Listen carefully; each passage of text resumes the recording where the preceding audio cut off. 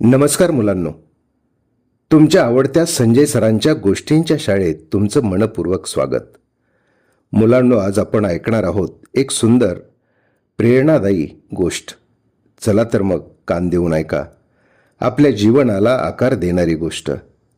गोष्टीचं नाव आहे सत्याचा दिवा. एका गावात आरुष नावाचा मुलगा राहत होता. तो खूप हुशार होता. मुलांनो, अगदी तुमच्यासारखाच बरं का. पण कधी कधी चूक झाली की तो लपवायचा प्रयत्न करायचा. एके दिवशी शाळेच्या ग्रंथालयात तो एकटाच पुस्तकं पाहत होता. पुस्तकं इकडे तिकडे कपाटात ठेवत असताना चुकून त्याचा हात टेबलवर ठेवलेल्या फुलदाणीला लागला. फुलदाणी खाली पडली.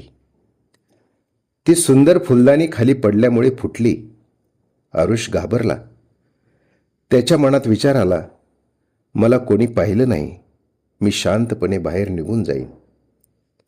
पण लगेच त्याला त्याच्या आईचे शब्द आठवले, बाळा, चूक होणं वाईट नाही, तर ती लपवणं वाईट आहे. आरुष थेट आपल्या मुख्याध्यापकाकडे गेला. तो म्हणाला, सर, माझ्याकडून चुकून फुलदाणी फुटली, मला माफ करा. मुख्याध्यापकाने त्याच्याकडे प्रेमाने पाहिलं. ते म्हणाले, आरुष, फुलदाणी फुटली याचं दुःख नाही, पण तू सत्य सांगितलं याचा मला खूप अभिमान आहे. मुलांनो, दुसऱ्या दिवशी परिपाठाच्या वेळी मुख्याध्यापकाने सर्व विद्यार्थ्यांसमोर आरुषचं नाव घेतलं. त्याचं अभिनंदन केलं. ते म्हणाले, चूक कबूल करणारा माणूसच खऱ्या अर्थाने मोठा असतो. त्या दिवसापासून शाळेतली मुलं चूक कबूल करू लागली. चूक लपवायची नाही, तर ती सुधारायची, ही प्रेरणा त्यांना मिळाली.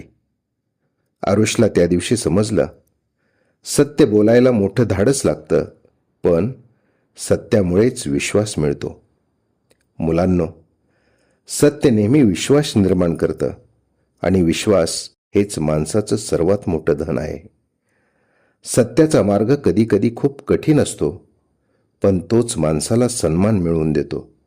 मुलांनो, गोष्टी संपतात, पण त्यातून मिळालेला विचार आयुष्यभर सोबत राहतो.